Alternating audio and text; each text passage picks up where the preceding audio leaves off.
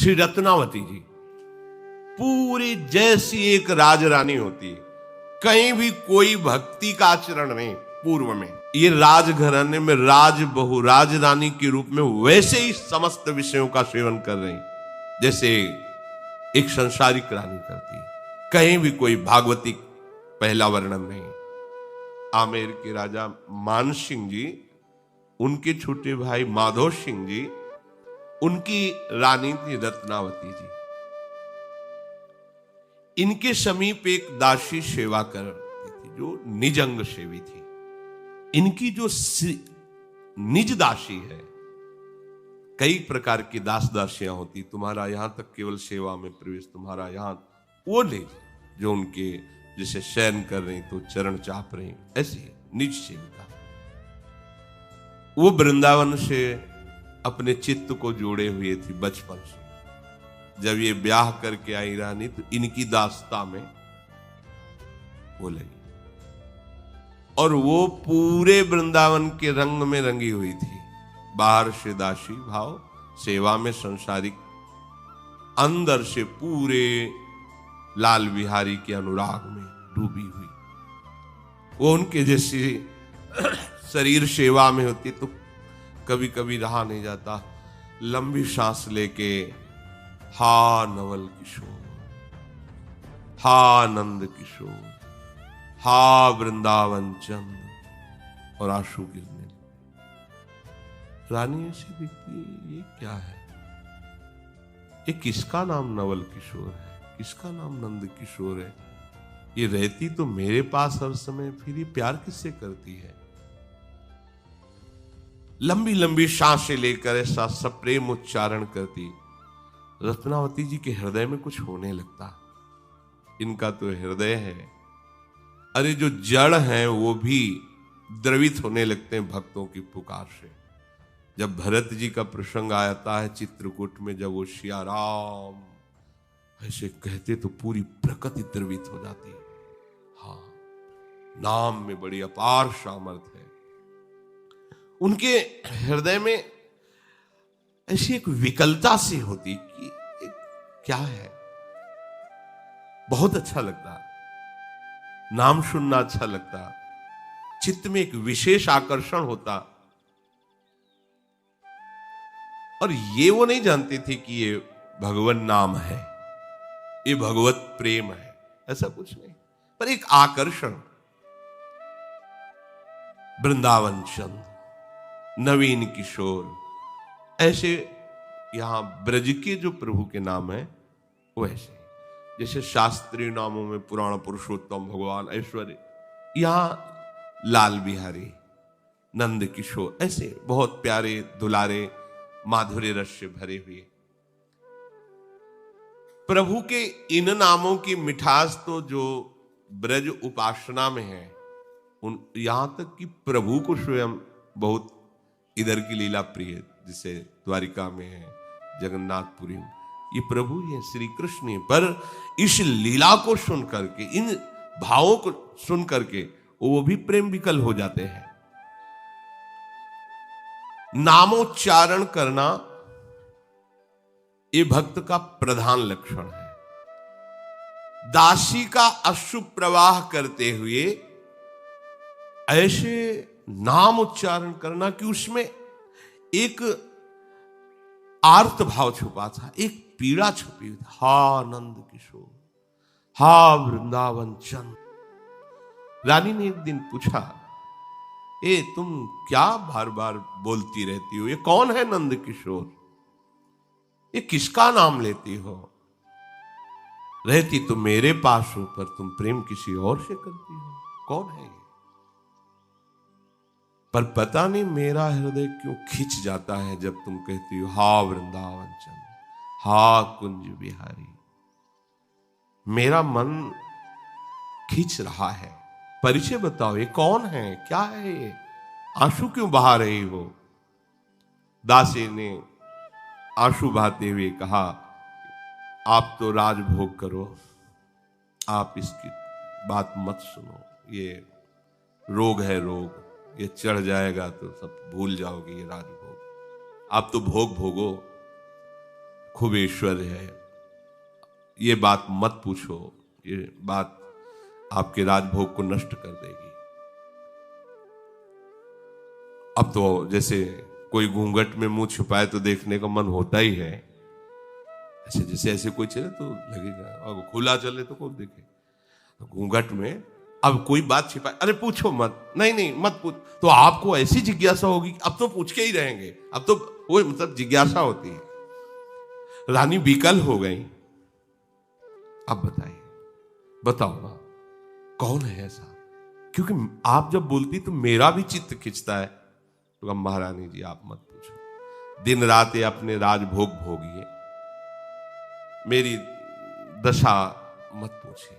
नहीं नहीं बताओ ना तुम, तो मेरे ऊपर तो वृंदावन की संतों की कृपा हुई है। वृंदावन जाती थी, सत्संग करती थी, और प्रभु के नाम का परिचय संतों से मिला, उनके रूप का परिचय मिला। जब से रसिक नरेश वृंदावन रसिकों की कृपा हुई, तब से ये नाम भगवान का नाम है, नंद किशोर। हाँ हाँ, अच्छा तो आप भगवान को पुकारते हो, ये भी पता नहीं था इनको। देखो अब ये पूर्व का जो कुछ साधन बना होगा, तो उनको दासी का संयोग, जैसे कल उनको बड़े भाई का संयोग मिला, विषय तो देते हैं, साथ में अंगरक्षक भी दे देते हैं जो तुम्हें बचा लेगा। विषय तो दिया, पर दासी ऐसी दे दी जो महाभागवत प्रभु के रंग में डूबी हुई। रानी ने विशेष आग्रह करके, देखो दासी ने कहा, देखो अभी आप चैन से जी रहे हो ना, जी लो, अगर हमारी बात सुनोगी, हमारी बात पकड़ोगी, तो तुम्हारा चैन नष्ट हो जाएगा। हो सकता है तुम्हारा शरीर सहन न कर पावे, रहने दो। अब तो रानी को और उत्कंठा बढ़ी, कृपा करो, ये शब्द निकला। ये शब्द ही अधिकार देता है आंतरिक रहस्य बताने का। जब तक स्वामी बनकर आदेश देते रहो, तब तक इसका अधिकार नहीं। श्री रत्नावती जी अब तो हर समय दासी के पास ही, कहने को दासी, वो गुरु पद में विराजमान, उसके मुख से सुंदर भगवत चर्चा, संत चर्चा, नाम महिमा, ऐसे प्रभु के गुण, प्रभु के रूप सुनती रही। अब सुनने का परिणाम यह हुआ कि अभिलाषा जागृत हो गई। कैसे देखूं, कैसे देखूं अपने प्रभु को, प्रभु का दर्शन कैसे हो। रानी ने दासी के चरण पकड़े और रो रो के कहा, एक बार केवल मुझे मनमोहन के दर्शन करा दीजिए, एक बार। देखो कैसा रंग, ये पीछे से की हुई भगवत भक्ति का चमत्कार कि ऐसे महापुरुष का जो दासी स्वरूप में उनका सानिध्य प्राप्त हुआ। रो के कह रही, मनमोहन के दर्शन करा दीजिए, आपसे सच्ची कहती हूं कि मैं जीवित नहीं रह पाऊंगी। रानी ने कहा, अब मैं, ये मतलब कितनी बड़ी बात है। जन्म के जन्म लग जाते हैं, भक्ति का रंग नहीं आता, फिर मिलने की प्रबल, ये तो अंतिम परिणाम। इसीलिए तात स्वर्ग अपवर्ग सुख, धरी तुलाए कंग, तूलन पाही सकल मिली, जो सुख लव सत्संग। देखो ना, एक क्षण के संग ने कैसा परिवर्तन कर दिया राज, नाना प्रकार के भोगों में रत उस रानी का। देखो मेरे हृदय में आशा बढ़ती जा रही हूं, मैं जीवित नहीं रह सकती, मुझे एक बार दर्शन करा दो। वो क्यों दर्शन नहीं देते हैं? दासी ने कहा कि दर्शन पाना तो बहुत कठिन है, बहुत कठिन है। राजा लोग राज्य छोड़कर विरक्त होकर धूल धूसरित तन होते हैं, पर वो भगवान का दर्शन पा लें ऐसी बात नहीं होती। भगवान का दर्शन तो एकमात्र उपाय है कि हमारे हृदय में उनके प्रति प्रेम प्रकट हो जाए, और प्रेम सेवा से प्रकट होता है। इसलिए हमारी इच्छा है कि आप लाल बिहारी की सेवा विराजमान करो। अच्छे अच्छे पकवान आपके पास सब सामग्री है, खूब उनको भोग लगाओ, उनको दुलार करो। प्रभु के प्रति जितना अपनापन होता जाएगा उतना ही प्रेम बढ़ता जाएगा, और उसी प्रेम में जहां आप सेवा कर रहे हो वहीं से वो प्रकाशित हो जाएंगे। राधा बाबा को छवि से ही पहले हुए थे, जो श्री कृष्ण की छवि थी वही ऐसा लग रहा था, वही हमारे हृदय में आकर विराज, हृदय से निकलकर छवि में, छवि से निकलकर एक हो गए, बाहर भीतर एक प्रभु हो गए। इंद्र नील मणि रूप प्रगट स्वरूप कियो, लियो वह भावयो स्वभाव मिली चली है। नाना विधि राग भोग लाड़ को प्रयोग जामे, जामिनी सुपन जोग भई रंग रली है। करत श्रृंगार छवि सागर न पारावार, रहत निहारी वाही माधुरी सुपली है। कोटिक उपाय करे जोग यज्ञ पार परे, ए पे नहीं पावे यह दूर प्रेम गली है। जैसा गुरु स्वरूपा दासी ने आदेश किया वैसे ही रत्नावती जी ने इंद्र नीलमणि की एक प्रभु श्याम सुंदर की मूर्ति बनवाई, अर्चा विग्रह के रूप में प्रभु को सेवा में विराजमान किया।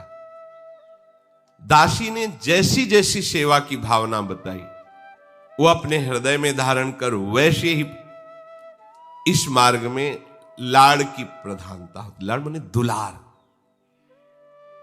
प्रेम मार्ग में वैदिक सिद्धांत नहीं, भाव सिद्धांत, दुलार। जैसे हमें जब जो आवश्यकता होती है वैसे ही हम प्यारी जो सर्दी है अंगीठी, सर्दी है गर्म कपड़े, सर्दी है गुनगुना जल, जिससे उनको सुख में, बिल्कुल वैसे ही आत्मवत दासी के साथ मिलकर के प्रभु की सेवा प्रारंभ कर दी। अब रानी थी, संपत्ति की तो कमी नहीं, सुंदर सुंदर आभूषण श्रृंगारित करना, प्रभु को भोग लगाना, प्रभु को शयन कराना, और जब शयन करती तो देखती कि स्वप्न में भी वही सेवा कर रहे हैं। ये ऐसे प्रेम होता है। जागृत में तन्मयता हुई तो स्वप्न में भी देख रहे हैं, ऐसा ही होता है। बिना प्रगट सेवा के बहुत दूरी है प्रेम गली, ए पे नहीं पावे ये दूर प्रेम गली है। इसीलिए देखो सब सेवा परायण रहते, धाम है प्यारी जू की सेवा। अब तो और गहरा प्रेम रंग चढ़ा, स्वप्न में भी वही सेवा। इंद्र नीलमणि ठाकुर जी सुंदर सुंदर कोमल वस्त्र, आभूषण, चंदनाद, इनसे श्रृंगार करना, घंटों श्रृंगार में डूबे रहना, फिर श्रृंगार करके टकटकी लगा करके एकदम उसी श्रृंगारित प्रभु के रूप का दर्शन करना। अब तो प्राण व्याकुल हो गए रूप माधुरी के लिए।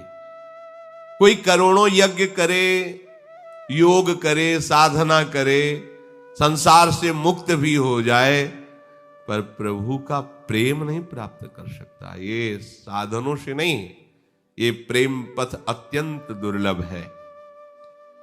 प्रभु की सेवा, प्रभु का चिंतन, रत्नावती जी को जो लालसा जगी हुई थी नाम और गुण सुनने से, उसमें और आग लग गई सेवा से। अब तो क्या करूं, अब भी दर्शन नहीं हो रहे प्रकट। दासी से पूछा, आपने जो जो कहा वो किया, अब क्या करूं, अब तो जिया नहीं जा रहा, हमें प्रगट दर्शन चाहिए, क्या उपाय हो सकता है। ये देखो महापुरुषों के संग का प्रभाव कि ठीक पद्धति प्राप्त होती है। मैं आपको अब अंतिम उपाय बताती हूं, इसमें निश्चित भगवत साक्षात्कार होता है। आप महल के निकट एक संत निवास बनाइए, नगर से बाहर सभी मार्गों पर विश्वसनीय पहरेदार बैठा लिए और उनको समझा दीजिए कि किसी भी वैष्णव साधु को देखें तो प्रणाम करके हाथ जोड़कर विनय पूर्वक श्रद्धा पूर्वक यहां महल में लावे, पास में जो संत निवास है उनको यहां लाया जाए, उनके चरण पखारे जाए, विनय करके उनको सुंदर सुंदर भोजन पवाया जाए। और आप एक चिक डाल करके, क्योंकि रानी बाहर प्रगट में नहीं, आप उन संतों का दर्शन कीजिए, फिर आप देखिए आपको श्याम सुंदर उन्हीं संतों के बीच में दिखाई देंगे। क्योंकि अगर कहीं ढूंढना है प्रभु को तो संतों के बीच में मिलते हैं। कभी भी कहीं भी किसी को भी मिले ना तो संतों से ही मिले। चली मन ढूंढन जाइए सतगुरु के छौना। ये लालजू क्या है? गुरु के लाडले हैं, संतों के लाडले हैं। सिर के साटे पाइए ये राम खिलौना। देहाभिमान छोड़कर सदगुरु के हाथ बिक जाओ तो ये उनके छौना है, आपके खिलौना बन जाएंगे। प्रेम जंजीर जराए के गही राखो भाई, इन संतन के मोहते मिली है रघुराई। जो आसक्ति संसार में बंधन का कारण है, भगवान कपिल देव जी कहते हैं, वही आसक्ति यदि संतों से कर ली जाए तो मोक्ष का खुला हुआ द्वार है। जो मोह संसार के बंधन का हेतु है, श्री मलुकदास जी कह रहे हैं, प्रेम जंजीर जराए के गही राखो भाई, इन संतन के मोहते मिली है रघुराई। कृष्ण कृष्ण नित पढ़त है, सुचिते चित लागे, पाए टिके नहीं पाप के सब ही दुख भागे। कह मलूक सब छाड़ के गहिले ये हाला, जोई जोई मूरत संत की सोई देख गोपाला। संत के रूप में भगवंत ही विराजमान है, आपको ऐसा अंतिम में अनुभव हो जाएगा। ऐसा ही किया। सबसे बढ़िया बात रत्नावती जी की है कि जिस दिन से स्वीकार किया गुरु पद में दास, एक भी बात नहीं काटी, जैसा वो आदेश करती गई। अब महल के बगल में आदेश हुआ संत निवास की रचना। बाहर पार्षद लगा दिए गए सेवक, जहां कोई दूर दूर संत वैष्णव आदर के साथ उनको वहां पास में जो संत भवन था, संत निवास था, लाए, उनका चरणामृत उतारना, भोग पवाना। महल के समीप संत निवास, वहां भगवान के प्यारे भक्त जनाने लगे। खूब नाम कीर्तन, भगवत चर्चा हो रही, सुंदर उनकी सेवा, भोग पकवान आदि से। अब जब ये बात संतों में फैल जाती कि वहां बहुत साधु सेवा होती, बड़ा भगवत वातावरण, नाम कीर्तन, भगवत चर्चा, तो जो ब्रजभूमि के कुछ संत मंडली भ्रमण करती थी, जो सदैव ब्रजेंद्र नंदन के प्रेम में रंगे रहते थे, युगल किशोर के नित्य लीला विहार के पदों का ही गायन करते थे, बड़े भाव में रहते, वो पहुंच गया। अब वो संत निवास में प्रिया प्रीतम के पद गा रहे थे, नेत्रों से अश्रुधारा बह रही थी। प्रेम मगन उन रसिक संत के स्वरूप को रानी ने चिक के अंदर से देखा, व्याकुल हो गई। क्या ये बंधन है कि मैं ऐसे संत के समीप नहीं बैठ सकती? रानी ने दासी से कहा, मैं नहीं रुक सकती, इन संत के समीप जाऊंगी, इस संत मंडली के चरणों में प्रणाम करूंगी और इनके पास बैठ करके ये भगवत चर्चा सुनूंगी। दासी ने कहा, आप ऐसा बिल्कुल मत सोचिए, आप रानी हैं, महल से बिल्कुल नहीं बाहर जा सकती आप। रानी ने कहा, था बताओ कौन सा अंग रानी, मैं अभी काट के फेंक देती हूं, मुझे जाना है। कौन सा अंग ऐसा है जो रानी है, मैं अभी उसे हटा देती हूं। कहां रानी पने की मुहर लगी है, क्यों मुझे रोका जा रहा है? अब मैं ऐसे दूर से संत संग नहीं, समीप जाऊंगी। कहते कहते रानी उठी, चल पड़ी। दासी ने हाथ पकड़कर रोक लिया। रानी बोली, देखो अब मुझसे रहा नहीं जाता, आप विचार करके बताइए कि ये कुल की लज्जा लेकर बैठूं या इन संत महापुरुषों के नेत्रों से झरते हुए प्रेमामृत, मुख से झरते हुए वचनामृत और उनके समीप बैठने का जो सुख है वो लूं। अब मुझसे नहीं रहा, ये दुख नहीं सहा जाएगा, मैं उनके सानिध्य को नहीं छोड़ सकती। रत्नावती जी ने अपनी दासी गुरु से कहा, मैंने सब सोच विचार कर देख लिया, अब यदि सुखसार प्रभु को प्राप्त करना है तो मुझे इस रानीपने का, लोक लज्जा का, कुल की मर्यादा का पूर्णतः त्याग करना होगा। मैं रानी बनकर के अब नहीं रह सकती। कहा था शुरू में दासी ने, मत पूछो, तुम्हारा ये सब जो राजभोग है सब नष्ट हो जाएगा। अब मेरा आस्वादन है श्री कृष्ण की लीला, श्री कृष्ण का रूप। आज से मैं कोई भी लोक लज्जा, कुल मर्यादा और रानीपने को बिल्कुल नहीं रखूंगी, आपकी भी बात नहीं मानूंगी। दासी हाथ पकड़ के रोकती रही, जो गुरु स्वरूपा बिल्कुल नहीं रुकी, उतर गई। पहली बार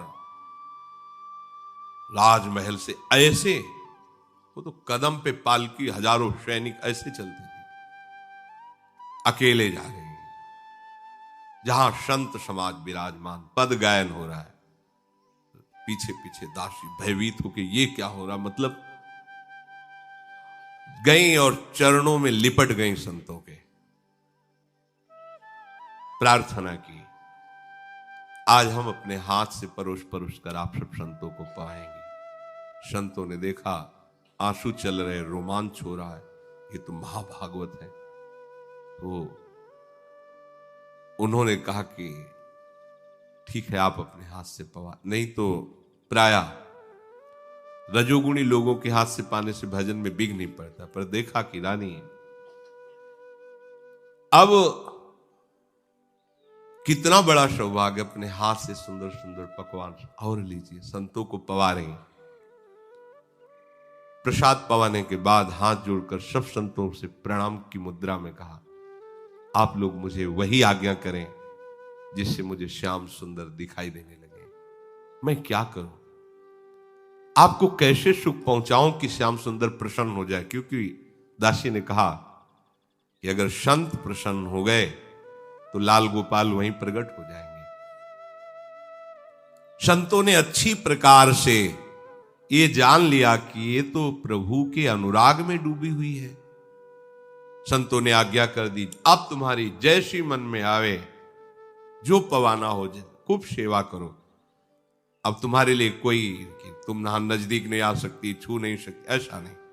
आप स्वेच्छा से रानी सेवा में, पूरे नगर में ये बात फैल गई।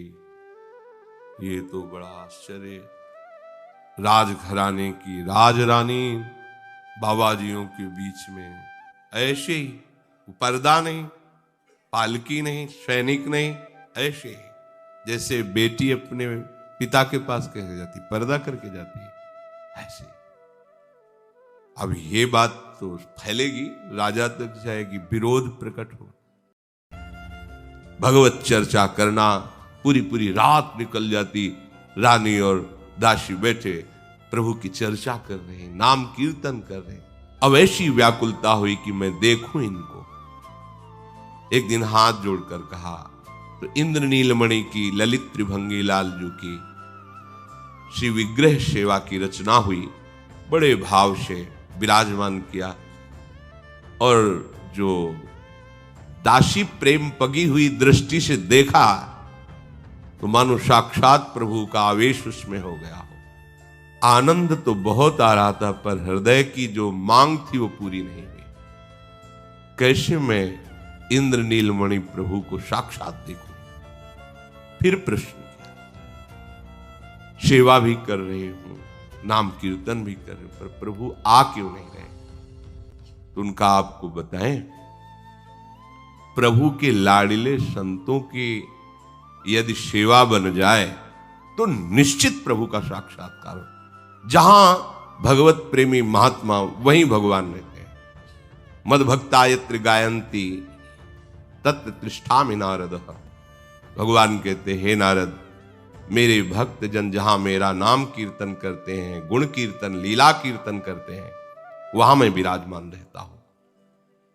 तो यदि आप ऐसा कर पाए कि भगवत श्री विग्रह जहां विराजमान पास में संत निवास बनाए और दूर दूर सेवक लगा दें, जहां संत भगवान दिखाई दे आदर के साथ बुलाया जाए और उनको भोग पवाया जाए, उनकी सेवा की जाए। संत सेवा में ही हरि का साक्षात्कार होता है। बड़ी सुंदर पद्धति दासी ने बताई। भजबे को दो ही भले, कह हरिदास। पहले हरि सेवा विराजमान की, अब हरिदासों की सेवा। अब रानी ने प्रधान जो निजी सेवक थे दूर दूर लगा दिए, जहां कहीं वैष्णव संत जन दिखाई देते आते हैं। संत निवास में उनका प्रभु की तरह आदर होता, उनको भोग पवाना है सब। और एक चिक डाल दी थी महल की खिड़की में, बाहर से कोई अंदर है ऐसा नहीं दिखाई देता, अंदर से देख सकती थी। संत जनों को देखती, तृप्ति नहीं होती। पर रानी की एक मर्यादा होती है, दासी बार बार समझाती, आप बाहर नहीं जाना है। एक दिन तो ब्रजमंडल के भगवत प्रेमी महात्मा की मंडली गई। जो ही ये पता चला ये ब्रज से आए हैं, विशेष आकर्षण, क्योंकि अपने प्यारे के जन सब बंदनी है, पर प्यारे के लीला स्थलियों में रहने वाले केवल जिस नाम रूप की हम आराधना करते हैं उसी में तन्मय होने तो विशेषता हो जाती है। दासी देखो, ये ब्रजमंडल से आए हुए रानी, ये तो ललित त्रिभंगी श्याम सुंदर के अनुरागी संत जन है। वैसे ही संतों का आदर होता, विशेष आदर हुआ। अब वो सब करताल मृदंग आदि के द्वारा भगवत लीला के पदों का गायन कर रहे हैं, शुभ प्रवाह हो रहा है, बिल्कुल भगवत साम्राज्य छाया हुआ है आनंद का। रानी ने अपनी गुरु रूपा दासी से कहा कि अब तो हम नहीं रुक सकती, अब दूरी बर्दाश्त नहीं हो रही, हमें इन संतों के समीप बैठकर इनके दर्शन करते हुए हम अपने जीवन को तभी कृतार्थ मानेंगे। अब ये चिक डालकर खिड़की से दर्शन करना नहीं हो सकता। चल पड़ी। रत्नावती जी का हाथ पकड़कर दासी ने कहा कि ये उचित नहीं है, विरोध खड़ा हो जाएगा, आप यहीं से दर्शन कीजिए, ये कुल की मर्यादा है। क्या करेंगे कुल की मर्यादा को? अब सत्य आपसे कहते हो, बिल्कुल भय नहीं है।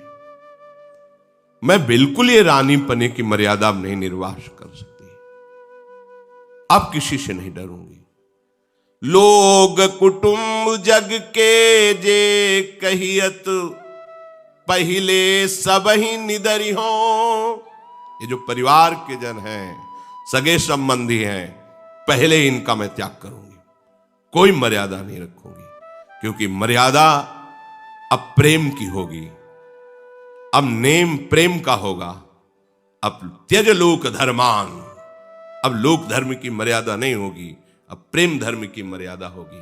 प्रेम धर्म अन्य किसी नियम कानून को नहीं, प्रेम का एक स्वतंत्र कानून है। पहला, वो किसी भी नियम को नहीं रहने देता सांसारिक। प्रेम का एक स्वतंत्र नियम है जो अपने आराध्य देव में तन्मयता प्राप्त करके भूल जाता है। न लाज तीन लोकन की, न वेद को कहो करे, न संक भूत प्रेत की, न देव जच्छते डरे, सुने न कान और की, दृशे न और इच्छना। ये प्रेम का नेम है। जितने कुटुंब के संबंधी कहे जाते हैं, जो अपने कहे जाते हैं, आज से किसी की कान नहीं मानूंगी। जो संसार के भोगों में सुखी सुखी रहे, पर मेरा सुख तो प्रभु है। अब तो मैं किसी से डरूंगी नहीं, अपने प्यारे के लिए प्राण भी निछावर कर दूंगी, नहीं रुकने वाली। लाज के ऊपर गाज गिरो, ब्रजराज मिले सोई काज करोरी। जैसे लालजू मिले अब वही उपाय करो। अब लाज नहीं, अब लाज की लोक लाज कुल श्रृंखला, तज मीरा गिरधर भजी। ए लोक लाज की श्रृंखला नहीं बांधी जाएगी। कुल की मर्यादा का त्याग और प्रेम की मर्यादा का आहार करूंगी। दासी रोकती रही, पर रानी महल से उतरकर गई जहां संत विराजमान थे। जाकर के संतों के चरणों में लिपट गई, प्रार्थना की, भगवान यदि आप कृपा करें तो मैं अपने हाथों से आप सब संतों को प्रसाद पवाऊं, आज्ञा कीजिए। तो मेरी बड़ी अभिलाषा है, यदि आप आज्ञा करेंगे तो ही मैं ये सेवा कर पाऊंगी। यदि आप सहर्ष आज्ञा करें तो मैं सबको अपने हाथ से पवाना चाहती हूं। मैंने समझाने की कोशिश की, पर मेरा मन अब नहीं रुक रहा है। अब ये रानीपने का निर्वाह नहीं कर पाऊंगी, पर मैं जैसी आपकी आज्ञा होगी वैसा ही करूंगी। मुझे सबसे बड़ा सुख होगा आपकी आज्ञा का पालन करने में। संतों ने देख लिया कि इसमें किसी भी तरह का अहंकार नहीं है, रानीपने का। ये तो प्रभु के अनुराग में शिथिल है। अतः उन्होंने कहा, तुम्हारे मन में जो जो आवे, जैसे आवे, वो पवाओ, ऐसे सेवा करो। देख लिया, रजोगुण नहीं है, रानीपना नहीं, ये तो भगवान की भक्ति के आवेश में है। और इसके हाथ से पाने से भजन की कोई हानि नहीं होगी। संतों ने आज्ञा कर दी, तुम्हें जैसे प्रिय लगे वैसे सेवा करो। हृदय आनंद से भर गया। क्यों? क्योंकि सच्चे प्रेमी, सच्चे हितैषी, परम लाभ देने वाले संत जन ही है। रत्नावती जी तो आनंद में मन चाही बात हो गई। अभी तक तो ललकती थी संत दर्शन के लिए, आज तो प्रगट में संतों के समीप उनकी सेवा का सौभाग्य मिला। सोने की थाल में विविध प्रकार के व्यंजन सजाकर उमंग में भरी हुई, नेत्रों से आनंद अश्रु बह रहा है। बड़े प्रेम के साथ सब संतों को स्वयं भोजन परोस रही है। रानी के उस प्रेम भाव को देखकर संत जन आनंदित हो रहे हैं। संत और अनंत भगवान दोनों भाव के भूखे हैं। जो सामग्री का भूखा है वो विषयी पुरुष है। भाव आराध्य देव को प्रिय है तो उनके दासों को भी भाव ही प्रिय है। रानी का भाव देख करके सब संत जन आनंदित हो रहे। अहो भाग्य जो ऐसी भगवत अनुराग में डूबी हुई रानी के हाथ से प्रसाद मिल रहा है। जहां सौभाग्य मनाते हैं संतों के हाथ से मिलना, वहां संत जन आनंदित हो रहे कि ऐसी भगवान नाम प्रेमी, भगवत भक्तों के प्रति ऐसी भावना करने वाले की हाथ से प्रसाद मिल गया। संतों का हृदय द्रवित हो गया। यही आशीर्वाद है जब आपकी सेवा से, आपकी आज्ञा पालन से संत जन, गुरुजन, उनका हृदय शीतल हो जाए, द्रवित हो जाए, तो आशीर्वाद मांगने की जरूरत नहीं होती, पहुंच गया आपके पास। संत जन रानी के इस प्रेम भाव को देखकर एकटक देख रहे हैं, अश्रुधारा चल रही है। आज उनकी मनचाही बात हो गई। भक्तों के बीच में सबको परोस परोस के पवारी भक्तजन करुणा दृष्टि से देख रहे हैं। इन्हीं की दृष्टि से भगवान को देखने की दृष्टि मिलती है। जब भक्तजनों की करुणा दृष्टि जाकर हृदय में प्रकाशित होती तो मानस नेत्र खुल जाते हैं। संत कृपा, गुरु कृपा, भक्त कृपा, ये मानस नेत्रों को खोलती है। जहां मानस नेत्र खुले तो निरखि नयन हरिवंश, ही के नयन निहारी। आज अभिलाषा पूरी हुई। सबको प्रसाद पवाया इंद्र नीलमणि ठाकुर जी का। फिर सब संतों को चंदन लगाया अपने हाथ से। फिर प्रसादी पान का बीड़ा सबको पवाया। सबके चरणों में पुनः प्रणाम किया, हाथ जोड़कर बैठ गए। संत जन पदों के द्वारा भगवत लीला का गायन कर रहे हैं, बीच बीच में भाव समझा रहे हैं। उन पदों में ऐसी रूप माधुरी, ओहो, वो रानी के नेत्रों में झलकने लगी। पद गाया जा रहा है, वैसे ही रूप माधुरी झलकने लगी। रोमांच हो रहा, भाव में डूब रही। और इधर दासी गुरु ने कह ही दिया था कि प्रतिकूलता विरोध होगा, मत चलो वहां। कौन प्रतिकूलता और विरोध की परवाह करता है। संपूर्ण आमेर नगर में शोर मच गया कि जिन रानी को कोई देख नहीं सकता, वो बिना घूंघट के, बिना राजसी लिबास के, ऐसे थोड़ी था जिस गली से निकलना हो कोई सर ऊंचा नहीं कर सकता था, देख नहीं सकता था। अदब के साथ सर झुका के, अगर कोई है खड़ा भी है तो सर झुका खड़ा है। कोई वहां ऐसा नहीं कि रानी की सवारी निकले इसे देख ले, गर्दन उतार दी जाएगी, ऐसा नहीं होता। बाअदब उसी स्थिति से खड़े हो जैसा सैनिकों ने आदेश के, साफ सर झुकाए। और यहां तो खुद सर का पर्दा हटाकर कोई ऐसा राजसी वैभव नहीं, और जाकर नंगे पैर संतों की सेवा में समर्पित। ये शोरगुल मच गया। रानी पर्दे के बिना सैनिकों की रक्षा के और बैरागी संतों की सभा में आ गई है। उमड़ पड़े लोग, क्या सच्ची बात, दौड़ पड़े लोग। राजा का पूरा नगर इस बात में, एक बार तो देखे कैसी रानी है। मंत्री ने जब सुना तो घबरा गया, क्योंकि उस समय माधव सिंह बादशाह के पास दिल्ली में थे।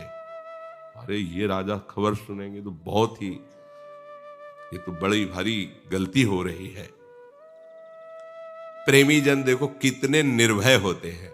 जब तक हृदय में प्रेम नहीं होता तो इतनी सामर्थ्य नहीं होती। अगर घर में विरोध हो जाए कि तिलक नहीं लगाना तो नहीं लगाना, कंठी नहीं बांधना। और जब रंग चढ़ता है तो देखो कैसा रंग चढ़ता है। मंत्री ने तुरंत पत्र लिखा, महाराज सब अनर्थ हो गया। रानी महल छोड़ करके संतों के बीच में आकर के, ऐसा नहीं कि दूर से दर्शन करे, अपने हाथ से परोस के पवाया, उनके सब स्पर्श किया, चंदन लगाया, पान की बीड़ी पवाई, हाथ जोड़े उनके चरणों के पास बैठी। वो तो सब कुल मर्यादा को नष्ट कर दिया। पत्र में मंत्री ने तत्काल लिख करके दिल्ली में उस समय राजा विराजमान थे, उनके पास भेजा। दूत शीघ्रगामी घोड़े पर बैठ करके गया और पत्र दिया और सब समाचार सुनाया। पत्र को पढ़ते और दूत के मुख से सारा हाल वर्तमान का सुनते ही क्रोध की आग भड़क गई कि पूरे शरीर में क्रोधावेश हो गया। संयोगवशात इसी बीच में रत्नावती जी के सुपुत्र, ये भक्त थे, श्री प्रेम सिंह जी आए। नई अवस्था, और माता जब भक्तों के अनुराग में संत सभा में बैठी तो वो भी तिलक लगाए, कंठी बांधे। दृष्टि गई मस्तक पर तिलक, गले में कंठी। राजा को जाकर जैसे प्रणाम किया जाता है वैसे प्रणाम किया। समीप में सेवक ने, महाराज आपके पुत्र प्रेम सिंह आपको प्रणाम कर रहे हैं। राजा ने आंख उठा के, वैसे क्रोधावेश में थे, देखा वही कंठी वही तिलक, और कहा आ गया मुंडी वैरागियों का बेटा।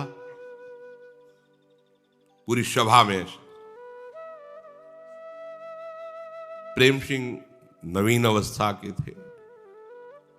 बड़ा दुख हुआ कि ऐसा उपहास सभा में, दिल्ली की सभा में ऐसा उपहास। वो शांति रहे, कुछ नहीं बोले। राजा झड़कते हुए सभा से खड़े हुए। प्रेम सिंह सर झुकाए खड़े थे। अपमानित करके क्रोध में भरे हुए राजा भीतर चले गए। प्रेम सिंह के मन में इस बात का दुख था कि कैसे असभ्य वार्ता कर रहे महाराज। समझ में नहीं आ रहा था कि ऐसी अपमानजनित बात क्यों कह रहे हैं। पीछे वहां जो विचार प्रदान करने वाले मंत्रीजन बैठे थे, उनसे पूछा ऐसा क्यों बोला इन्होंने।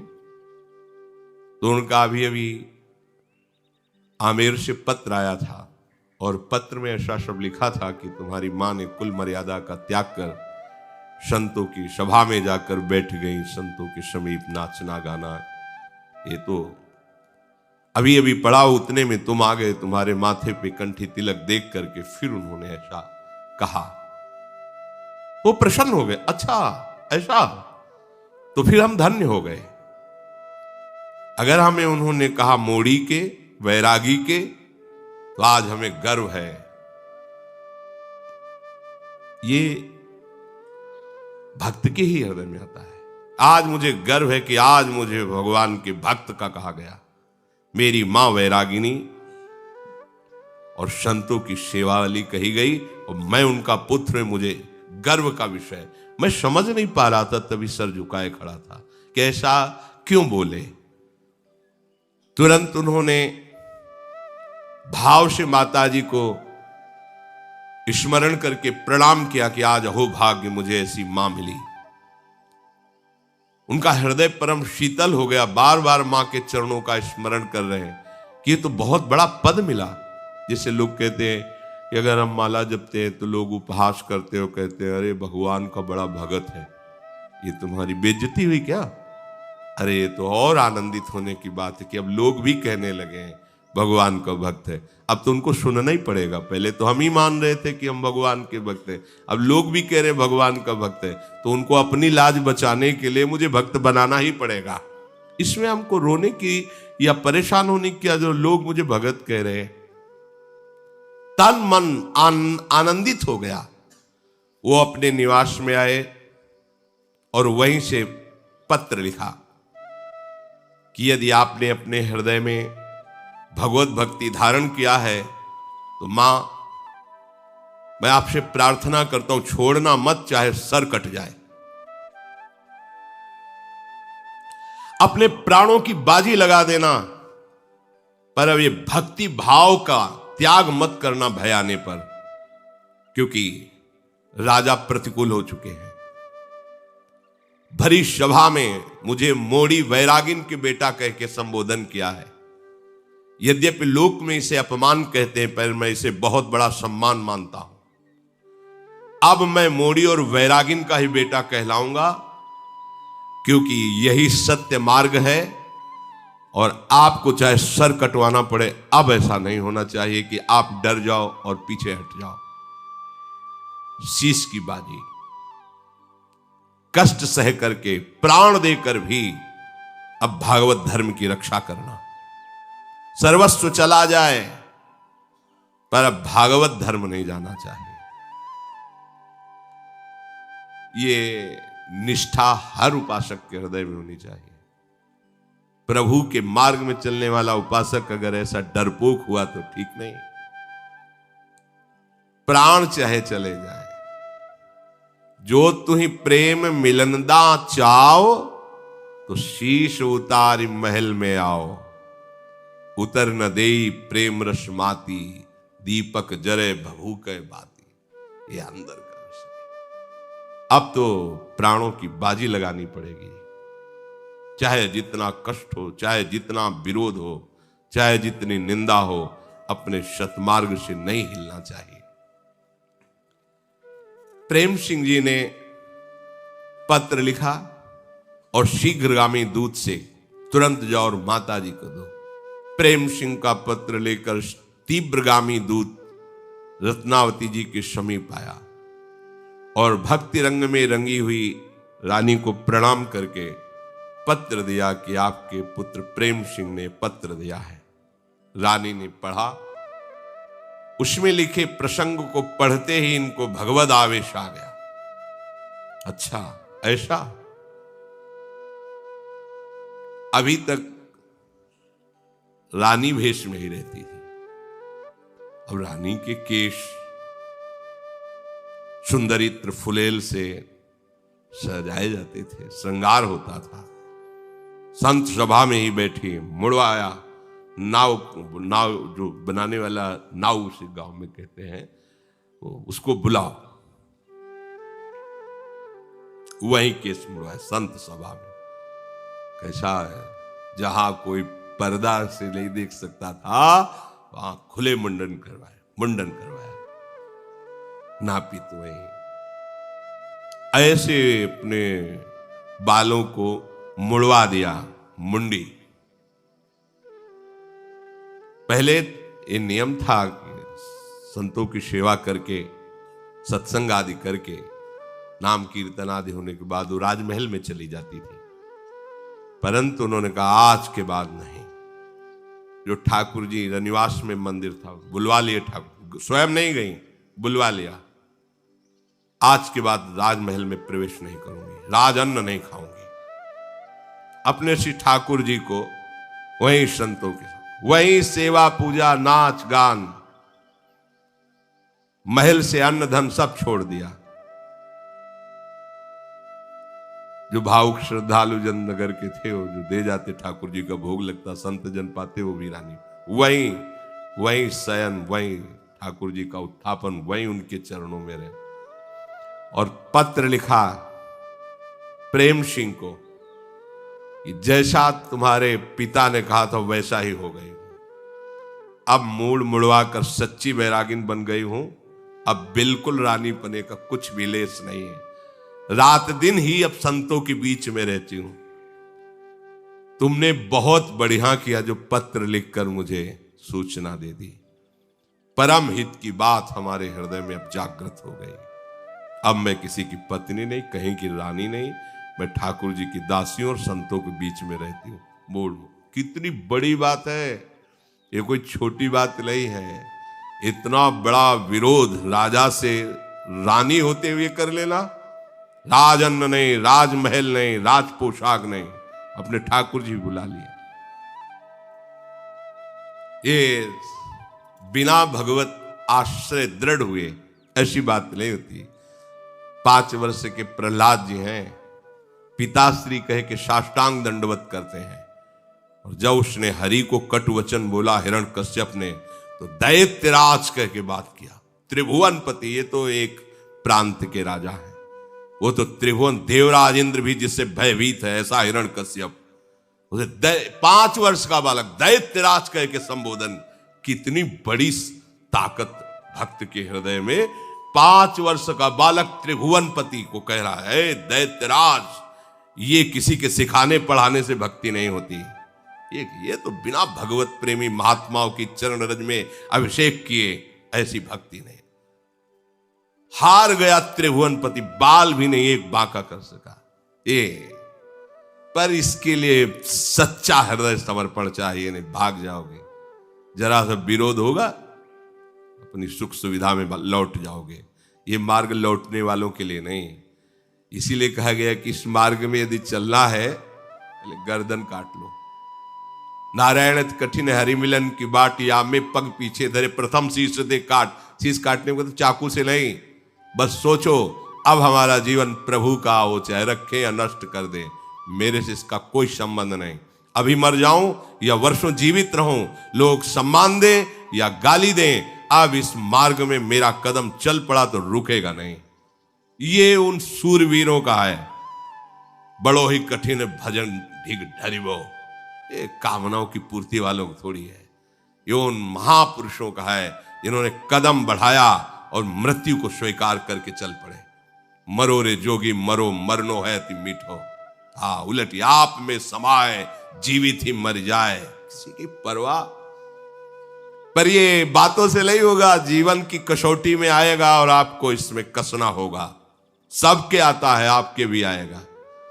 शरीर भी धोखा देगा, मन भी धोखा देगा, संसार भी धोखा देगा, लेकिन तुम सत्य के मार्ग में चलोगे तो सामने प्रभु है। सामने कोई दुख छू नहीं सकता, पर दुख का पहाड़ टूटेगा।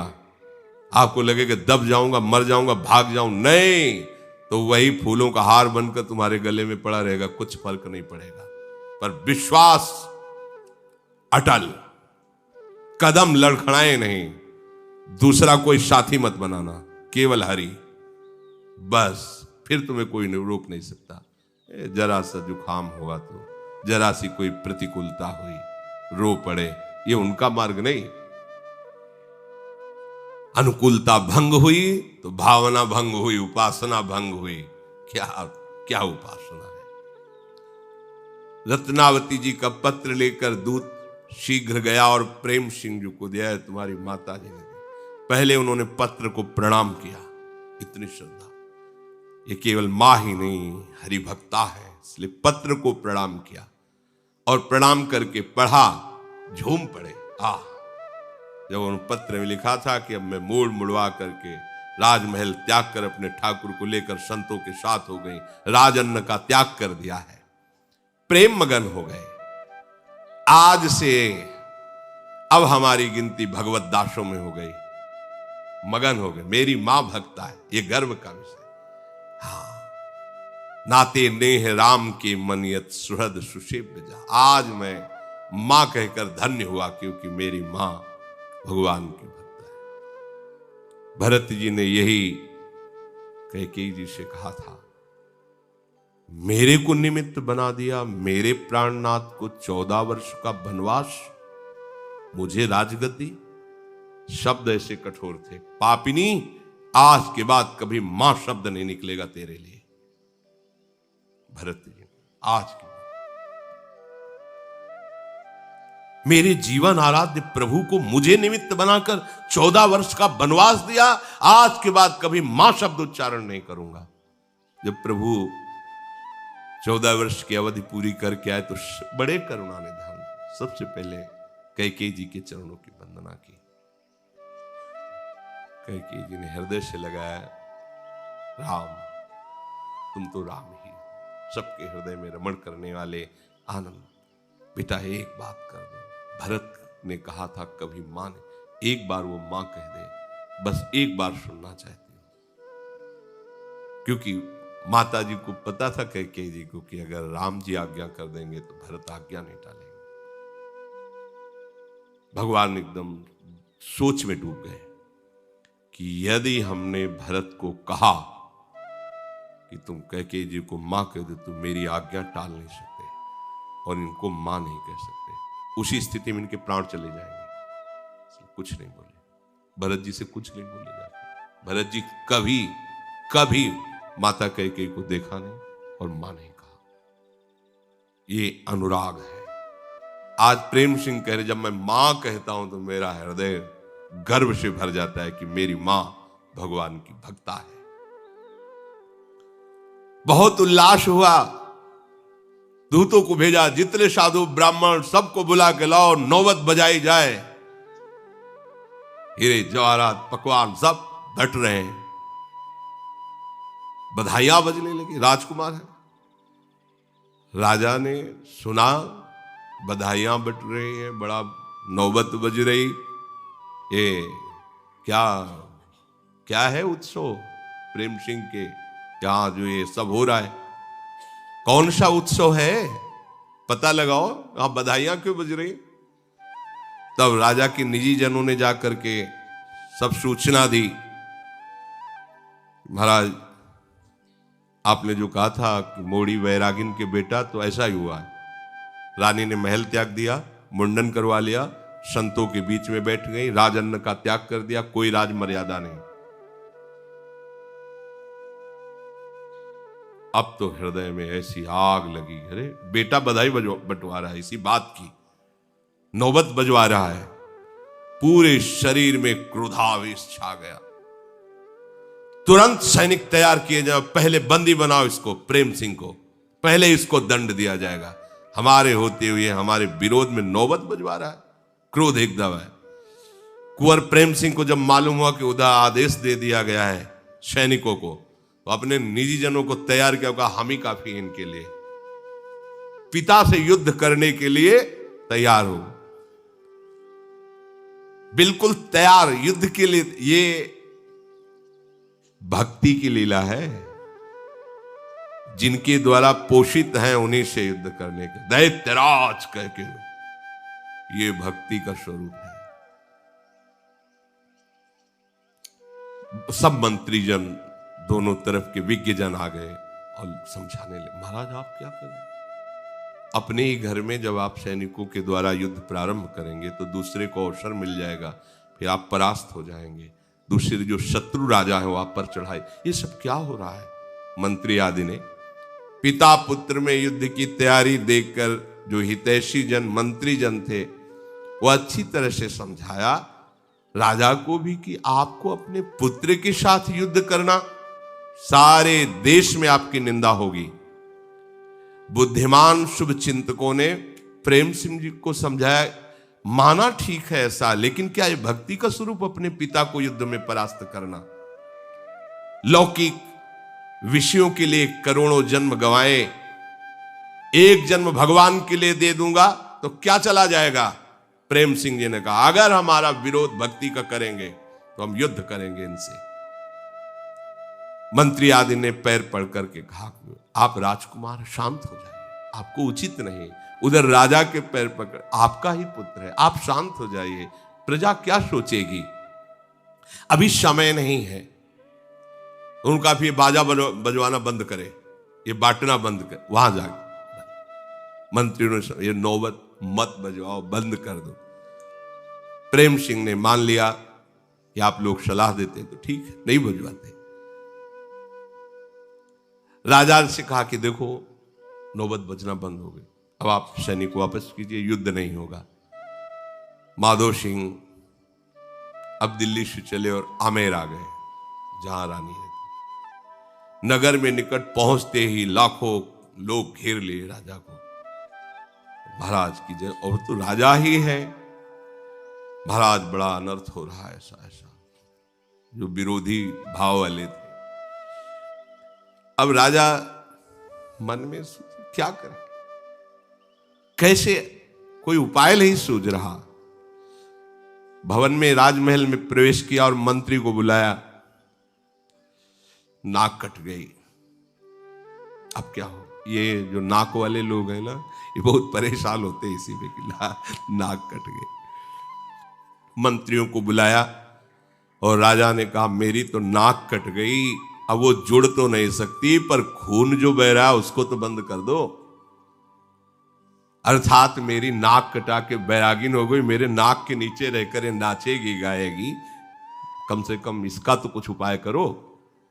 ये कैसे मरेगी? जब तक ये मरेगी नहीं तब तक नाक कटने के बाद जैसे खून बहता रहता वो हमें रोज जलन पैदा करेगी। मंत्रियों से सलाह ली, कैसे मारा जाए इसे। मंत्रियों ने कहा, अगर आपको किसी तरह राजबल का प्रयोग करके रानी की हत्या करते हैं तो नगर में ऐसा नहीं कि आपके ही पक्ष में बहुत से लोग रानी की जय जयकार करते हो, प्रणाम करने आते हैं, वो आपके विरोध में खड़े हो जाएंगे, किस किस का आप गला काटेंगे। तो राजा ने कहा कि फिर आप विचार कर उपाय करो, इसको मारना ही है, आप इसको मैं जिंदा नहीं देख सकता। तो उनका ऐसा, जंगल से एक पिंजड़े पे जंगली सिंह बंदी बना के लाया जाए और उसी संत निवास के दरवाजे पर पिंजड़ा अड़ा दिया जाए। अस्त्र शस्त्र से सुसज्जित राज सैनिक रहेंगे, अंदर सिंह जाएगा, संतों को, रानी को, दासी को, सबको खा जाएगा, और फिर वो जब लौटेगा तो पिंजड़ा ही पिंजड़े में बंद करके, हाँ ये उपाय, और फिर बात बन जाएगी। आपने नहीं मारा, बस इतनी बात हो जाएगी। रानी के सामने छोड़ दिया, राजा राजी हो गए। अब उपाय किया गया, सिंह पिंजड़े में बंद किया गया। ला करके जैसी सलाह हुई थी ठीक संत निवास के दरवाजे पर पिंजरा सेट कर दिया गया, खोला गया, दहाड़ करके सिंह उससे बाहर निकला। वही गुरु स्वरूपा दासी जोर से बोली, रानी सिंह, क्योंकि जंगली सिंह, और उस समय वो ठाकुर जी की अर्चना कर रही थी, सेवा कर रही थी। सिंह, जोर से आवाज हुई। सिंह ने भी दहाड़ की, करे हरि सेवा भरी रंग अनुराग दृग, सुनिए है बात नेकु नैन उन टारे हैं, भावी ही सुजाने उठी अति सन्माने, अहो आज मेरे भाग्य श्री नरसिंह जू पधारे हैं। ये भक्तों की भावना होती है, उनको कहीं भय नहीं।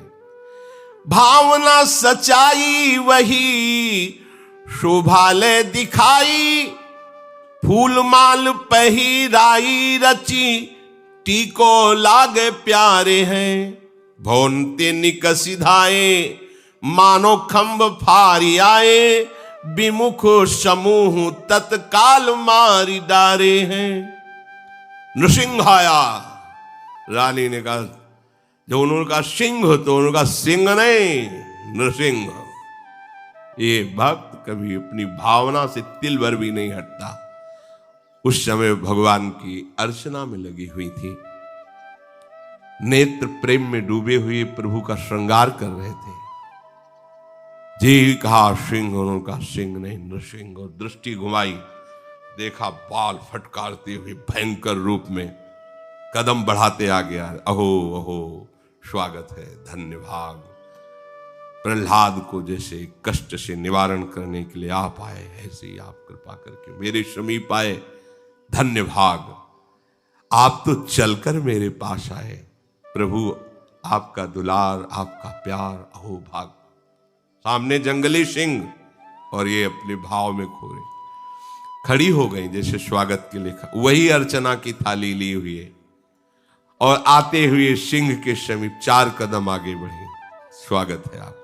ये छोटा सा बछड़ा नहीं होता, ऐसे सिंह नजदीक आके रानी ने से दुलार किया, माला पुष्पों की पहनाई, सुंदर तिलक लगाया, भाव से प्रणाम किया और आरती उतारी।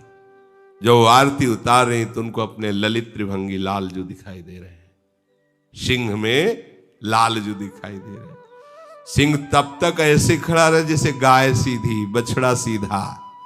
जे ही पूजा हुई, पूछ उठाई, दहाड़ मारी और पिंजड़े के ऊपर से छलांग लगाई। पिंजड़ा ऐसे रखा था कि निकलने के समय उसी में जाए, पिंजड़े के ऊपर से छलांग लगाई। बाहर जितने सैनिक थे तो जैसे खंभे से निकलकर नरसिंह भगवान ने फाड़ डाला हिरण्यकश्यप को, ऐसे ही। और नीचे से छलांग मार के जो बालकनियों में राजमहल के खड़े जितने विरोधी थे, आश्चर्य ये हुआ कि एक क्षण में सब हुआ। उनको अस्त्र चलाने और संभालने का भी अवसर नहीं दिया। एक सिंह कितने को फाड़ेगा, लेकिन इसमें नरसिंह आवेश है भगवान का। सहस्त्रों को फाड़ के फेंक दिया, आंख झपकते झपकते समझ ही नहीं पाया कोई हो क्या गया। अब खून से लत मार के फेंक दिया। जो पकड़ने वाले विरोधी दर्शक, यहां आप देखो कैसे रानी को मारेगा दासी, वहां तो बछड़े की तरह खड़ा रहा। ये केवल प्रभु के दृढ़ आश्रय से ही ऐसा हो सकता है, नहीं तो दहाड़ में ही ना पूजा की थाली फेंक के भागले को होगा। क्योंकि अगर थोड़ी भी निष्ठा गई तो फिर ओ है वही मत्ता परतरम नान्यत किंचित अस्ति धनंजय। विमुखों को तत्काल मार दिया और जोर जोर से गर्जना करके आनंद की चाल में से जंगल की तो किसी की हिम्मत नहीं थी कि सिंह के आसपास। भूप को खबरी भई रानी जू की सुधी लई, सुनीनी की भांति आप नम्र हुए के आए हैं। भूमि पर साष्टांग करी हरी मति भई दया, आप आए वाके बचन सुनाए हैं। करत प्रणाम राजा बोली अजुलाल जू को, नेक फिर देखो एक और ये लगाए हैं। बोले नृप राजधन सब ही तिहारो धारो, पति पे न लोभ कही करो सुख भाए हैं।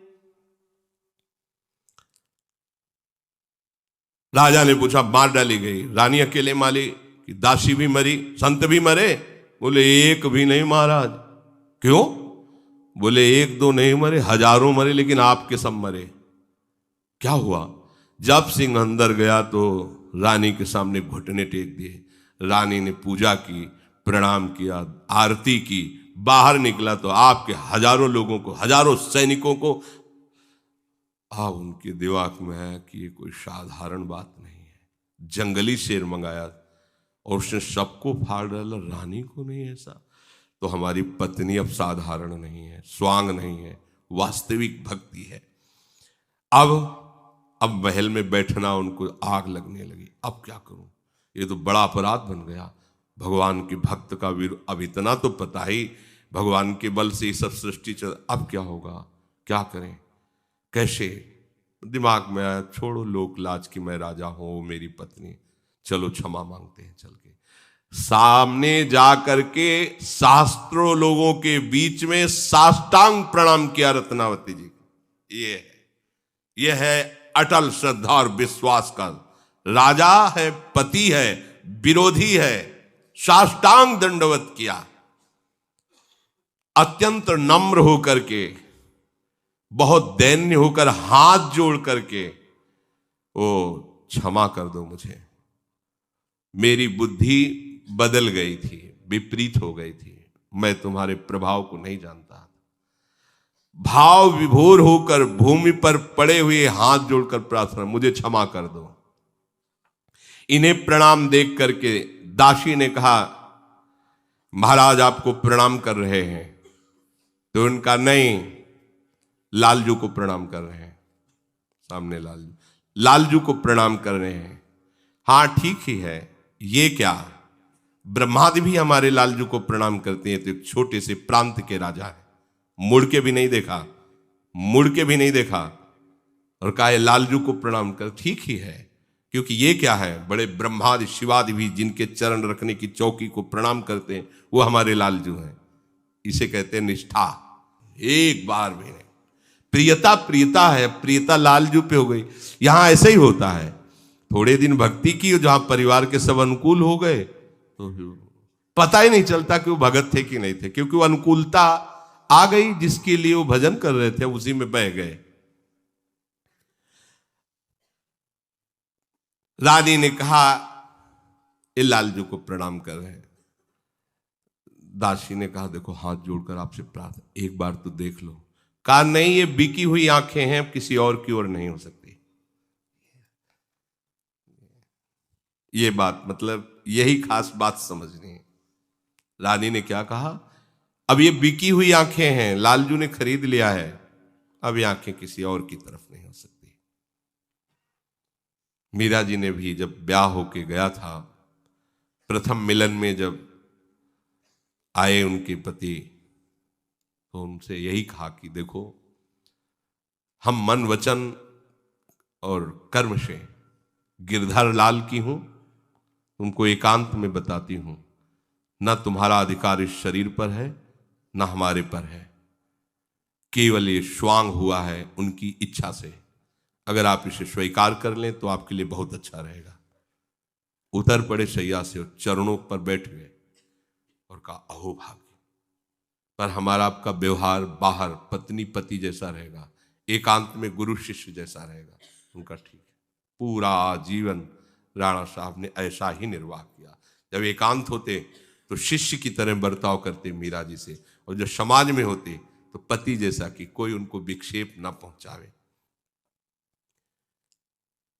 रानी ने कहा ये आंखें तो अब लालजू की हो गई हैं, बिक गई हैं, अभी किसी और दूसरी ओर की नहीं।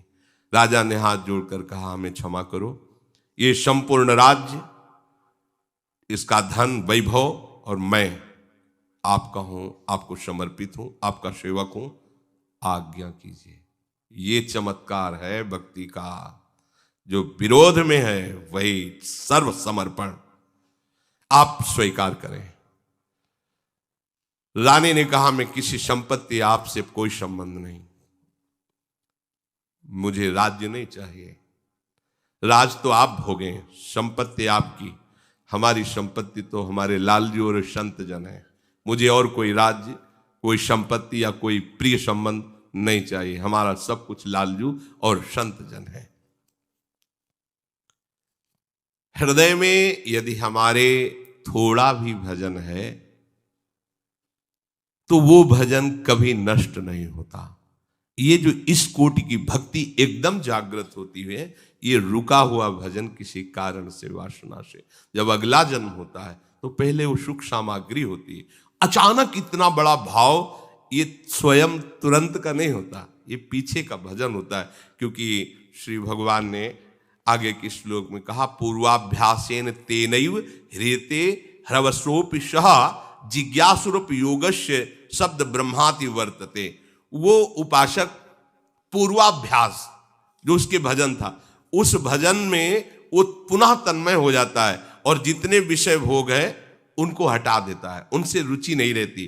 क्यों? प्रयत्नाद्यत मानस्तु योगी संशुद्ध किल्बिषा अनेक जन्म संसिद्धस ततो याति पराम गति। ये अनेक जन्मों से भजन चल रहा है। अपने लोग तो वर्तमान को देखते, भगवान है ना, वो कह रहे अनेक जन्मों से कुछ न कुछ साधना बनती रही, तब आकर के इस स्थिति पर पहुंचता है उपासक की इसी जन्म में उसे भगवत प्राप्ति हो जाए। अनेक जन्मों संसिद्धस ततो याति पराम गति। भजन का कभी नाश नहीं होता।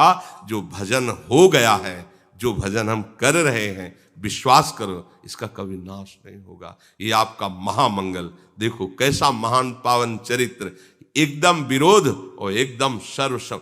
इतनी भक्ति बढ़ गई कि एक बार ये युद्ध में काबुल के गए थे, वापस आ रहे थे तो इनकी नाव भंवर में फंस गई। तो नाविक ने कहा कि ये तो जल जहाज फंस गया, डूबेगा पक्का, अब जिसको तैरना आता हो निकलो, जैसे भी ये डूबेगा। तो उनका किसी को भागने की जरूरत नहीं। हमारा सौभाग्य है भगवान की भक्ता हमारे घर में रहती है।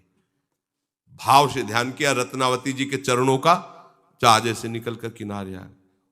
तो मान सिंह भी इनके बड़े भाई थे, माधव सिंह, उनका हम भी दोनों आकर साष्टांग दंडोत थे। दर्शन चमत्कार प्रकट। ये भक्ति का चमत्कार लौकिकता के लिए नहीं, ये तो भगवान कभी किसी की श्रद्धा पुष्ट करने के लिए ऐसी लीला कर देते हैं। भक्ति का चमत्कार है भगवान का प्रेम आना, भगवान नाम के जप में प्रीति होना, उनके धाम में प्रीति होना, अपने जीवन को भोगों से हटाकर प्रभु में समर्पित करना। श्री राधा वल्लभ लाल की।